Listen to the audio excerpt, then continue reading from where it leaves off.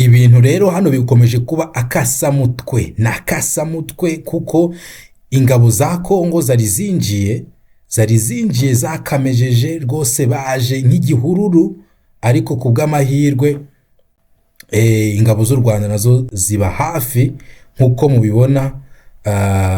Izi ni intwaro babambuye ndetse aba basirikare nkuko bibona hano ku mashusho ni abasirikare ba Kongo bari binjiye, bakaba bahurijwe hano rero kuri Grande Barriere ku mupaka wa La Corniche.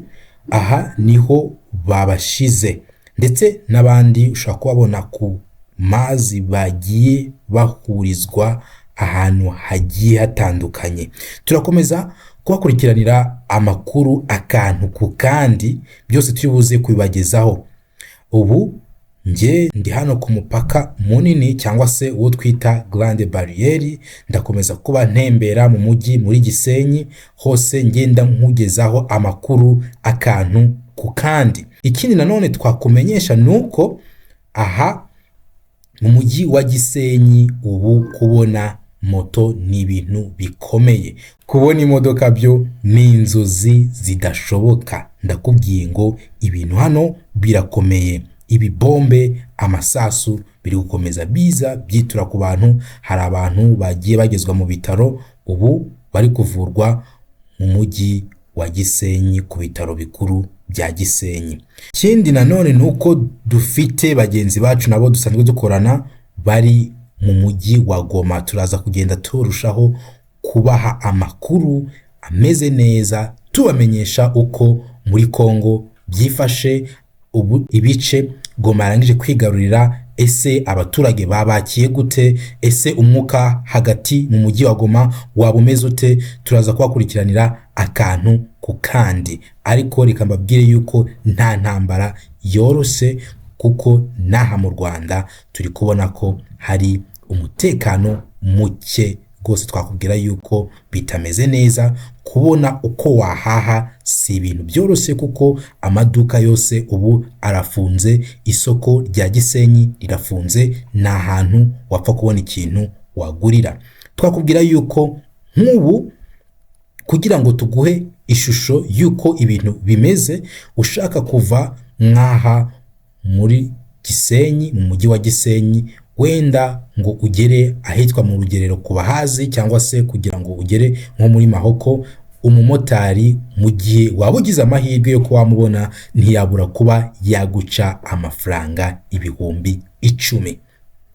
Aha rero uhita wumva yuko ari ibintu bikomeye kuko aha ni ahantu hagenderwa amafaranga 2,000 gusa kuva mu mujyi wa Gisenyi kugera muri Mahoko ni 2,000. Urumva ko rero aha ntibyorose.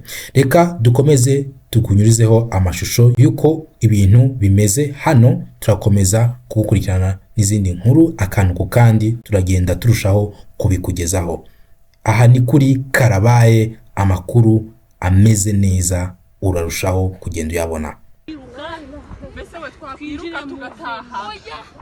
Bana twiruke mani tugende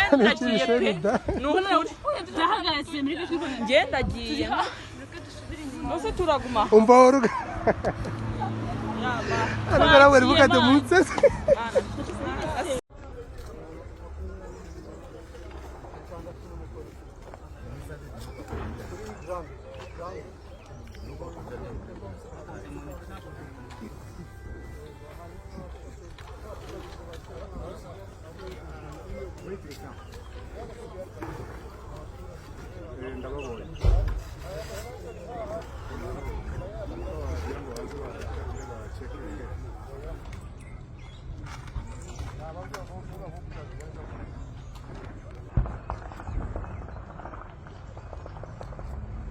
ni bandi bari kugana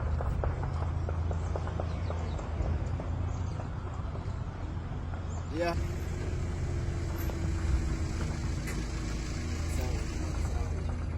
Ese mbona makuru